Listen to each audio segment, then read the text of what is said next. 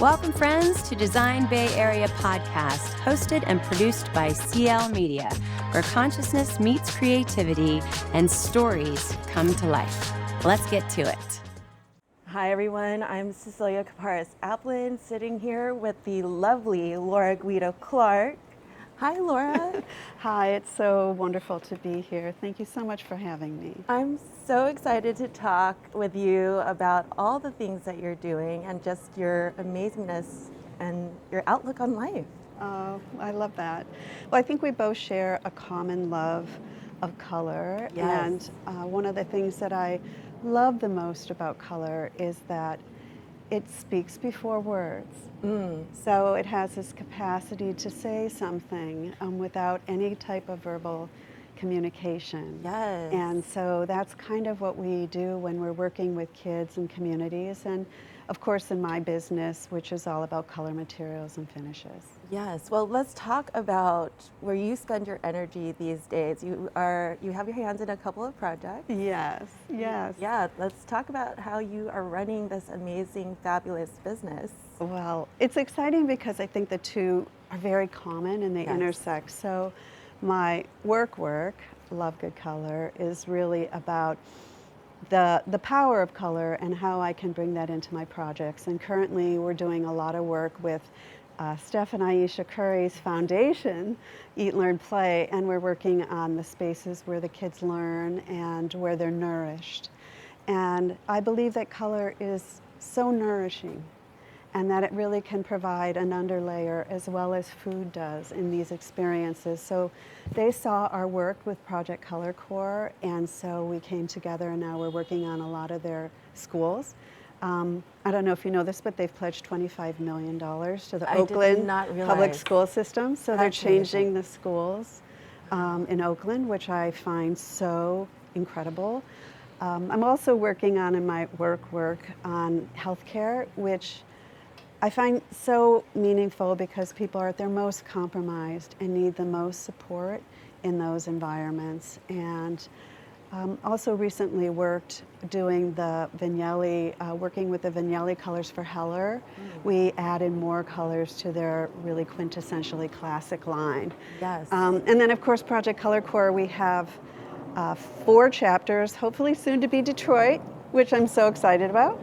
And we have 2 projects coming up in Oakland in the fall, 2 wonderful schools with amazing leadership.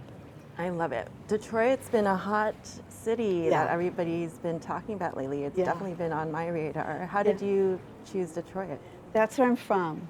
Oh, So I have been, when I started Project Color Core, I really wanted to start there, and they just said that they had so many issues that they really weren't ready for our work, that they had many things to flush out. So one of the wonderful things is I went to the Detroit Homecoming last year and was able to talk to many different leaders, and so we feel we're ready to embark on Detroit as a city. And it's a very near and dear love for me. I went to college at Wayne State, and my professors, many of them came from Cranbrook, so I just felt super lucky to go to a public school and get such a nice education. Amazing. You're giving back. Full circle. Trying, yeah. Yes, I love it. So you have been called an experience consultant. Yes. I would love to hear what that means in your own words. Yeah. So I think for me, color is sensorial. We often think of it only as a visual. Yeah. But it really has an effect on all of our senses. And so what I really care about is the human experience. But as I've been pondering, as I've had more experience in my business, I've actually changed the way I refer to myself, and now I call myself a color humanist. Love that. Because, that's nice, I'm glad you love it. Because I feel that it's the humanity of color that I care about. It's the effect on people and their well-being that really motivates and moves me. And so I thought that changing the way I refer to myself, that would really be meaningful, at least to me. I love that you're adding the word humanist into what you do, because I believe in humanity and I believe in allowing humans to do what we do, which is create. Yes, and what we naturally need to do, which is connect. Connect. And yes. feel a sense of belonging. Mm-hmm. You know, I feel that for so many of us that this is a human drive. It's very natural, but I do believe that color can help with that. Yes. And so I love using this powerful tool in the best way that I know how to create those connections. Yeah. So in your work, getting into your process a little bit, how do you take data-driven insights and use your intuition and get into the whole design process? Yeah, I think it's a really important balance that we leave room for intuition and that we do leave room for human emotion. Yeah. I think it's important to understand data, but I really believe that aside from trend, which is something that I don't really pursue, I really want to understand the undercurrent of the trend. What was the human need that's driving these issues, and how can color be used in that way?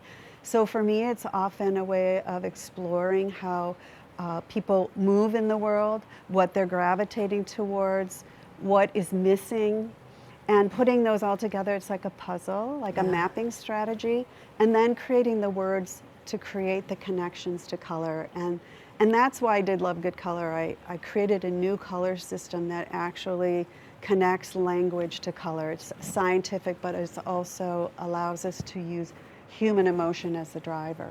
Yes. And so I would love to talk more about Love Good Color.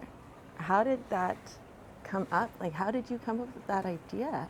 Well, I think part of it was I was thinking about it in my work, but then the nonprofit actually accelerated it. And the reason why was when I went into the schools and I would ask kids about their favorite color.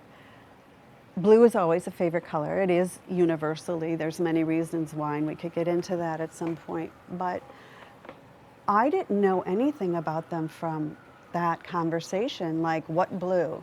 Yeah. And so I started asking the kids, how do you want to feel when you come to school?